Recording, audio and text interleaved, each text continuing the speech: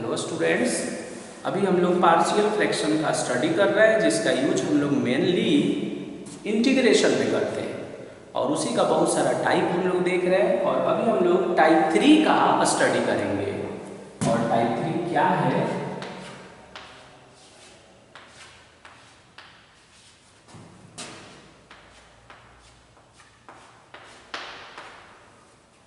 Type 3 जो है, type 3 में डिनोमिनेटर जो है वो नॉन रिपीटेड क्वाड्रेटिक होगा।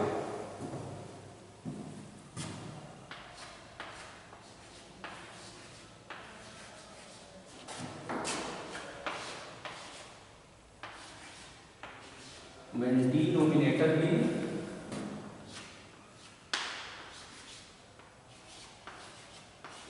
linear and non-repeated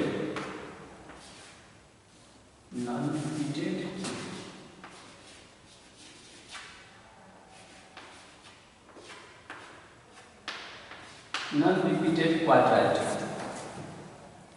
यानी आपका जो हर है वो लीनियर होगा, यानी रैखिक होगा और उसी में अटैच में रहेगा नॉन रिपीटेड क्वाड्रेटिक, यानी द्विघात रहेगा लेकिन नॉन रिपीटेड रहेगा। जैसे आपने पढ़ा ax² + bx + c, ये क्वाड्रेटिक है। तो नॉन रिपीटेड होने का मतलब ये होगा कि उसका पावर 1 रहेगा, 2, 3, 4, 5 ये सब नहीं रहेगा। अभी एक और प्रॉब्लम भी हम लोग देखेंगे। तो अभी जो प्रॉब्लम आप देख रहे हैं ये वाला, तो ये जो प्रॉब्लम है ये है x अपॉन, और इसे हम ऐसे भी लिख सकते हैं AQ + BQ। अब AQ + BQ का फैक्टर फॉर्मूला,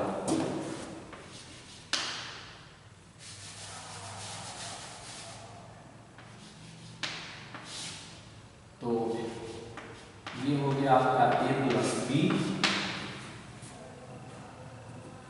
और फिर हो गया A² - AB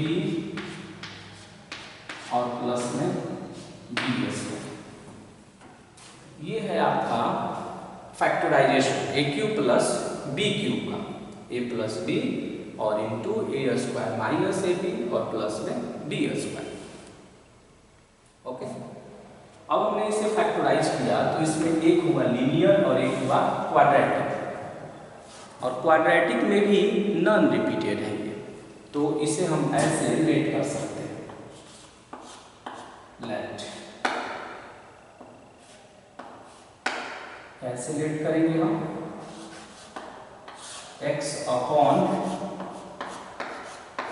x + 1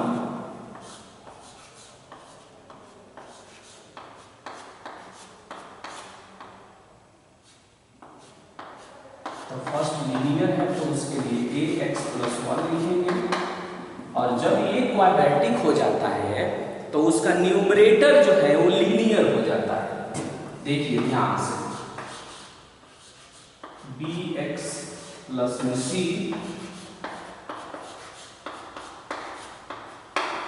आपको इसी मैटर पर थिंकिंग करना है कि जब डिनोमिनेटर क्वाड्रेटिक होगा तो उसका न्यूमरेटर जो है वो लीनियर होगा। क्या होगा? लीनियर होगा। तो लीनियर का स्टैंडर्ड फॉर्म आप पढ़ते होंगे कि ax + b होता है। तो a सिंबल ऑलरेडी इंगेज है तो हमने bx + c लिख दिया, λx + μ लिख सकते हैं। ओके, यानी ये रैखिक का स्टैंडर्ड फॉर्म होता है। कब? जब उसके डिनोमिनेटर में क्वाड्रेटिक होगा तब ऐसा होता है। ओके, अब क्या कर लेते हैं, इसका एलसीएम लेंगे। तो जब हम एलसीएम लेंगे तो यहां हो जाएगा x = कैपिटल A और x² - x + 1 और एक्स प्लस सी, और ये इसमें यहाँ पर मल्टीप्लाई होगा और दोनों कैल्शियम कैंसिल हो जाएगा।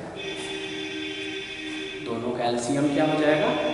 कैंसिल हो जाएगा। अब हम क्या करेंगे,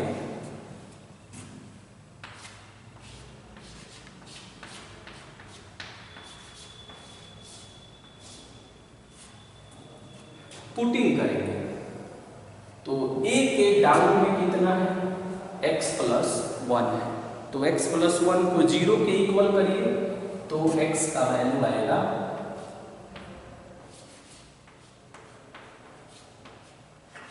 -1। क्या आएगा? -1।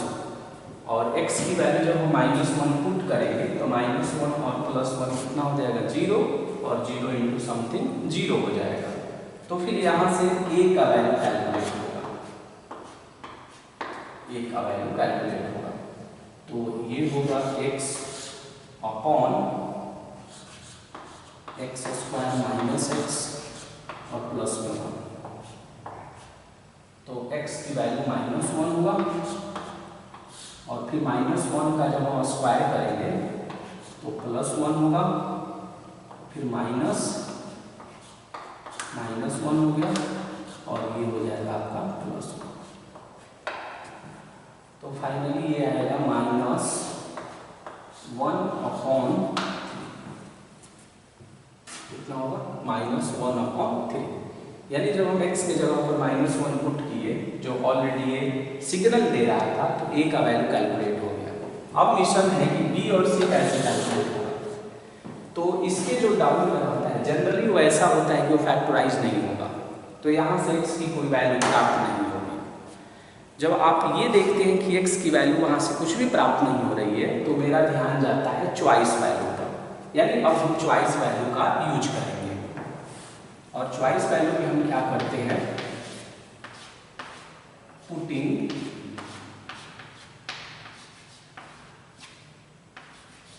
Putting x is equal to 0। यानी x के जगह पर हम क्या करेंगे? 0 पुट करेंगे। तो जब हम x के जगह पर 0 पुट कर देंगे तो क्या आएगा सिचुएशन? 0 कैपिटल A, और यहाँ पर आएगा, इसे हम डायरेक्ट लिख देते हैं। जब हम x के जगह पर 0 पुट करेंगे तो ये 0, ये 0, ये हो जाएगा 1, यानी सिर्फ होगा कैपिटल A। इधर से x के जगह पर 0, तो ये समाप्त हो जाएगा। फिर ये 0 + 1 1 हो जाएगा, और 1 को c से मल्टीप्लाई करेंगे तो c होगा, यानी a + c = 0। अब a की वैल्यू ऑलरेडी फाइंड है, तो c का वैल्यू हो जाएगा -a, यानी हो जाएगा माइनस, और a का जो वैल्यू है ये -1/3, और ये हो जाएगा फाइनली 1/3। ओके, a का वैल्यू और c का वैल्यू हमने कैलकुलेट कर दिया। अब अगला जो पुटिंग करेंगे हम, वो भी चॉइस वैल्यू में होगा। तो -1 हो चुका है, 0 हो चुका है, तो 1 ले लेते हैं चॉइस वैल्यू। तो नेक्स्ट में हम क्या पुट कर देते हैं? Putting x is equal to 1, यानी x की जगह पर क्या पुट करते हैं? हम 1 पुट कर देते हैं। तो x के जगह पर जब 1 पुट कर देंगे तो क्या होगा? इधर होगा 1 इज इक्वल टू, और ये 1 - 1 0, और 0 + 1 को a से करेंगे तो ये आ जाएगा a, और x की जगह पर 1 रखेंगे तो b + c हो जाएगा, और 1 और 1 2 हो जाएगा। तो ये हो जाएगा 2b, और प्लस में हो जाएगा 2c। और मुझे यहाँ से वैल्यू किसका फाइंड करना है? b का। c फाइंड कर चुके हैं, a फाइंड कर चुके हैं, तो b। तो हम लिख सकते हैं 2b = 1 - a, और माइनस में 2c। तो 1 - का जो वैल्यू है माइनस में 2 हो गया और c का जो वैल्यू है ये है 1/3।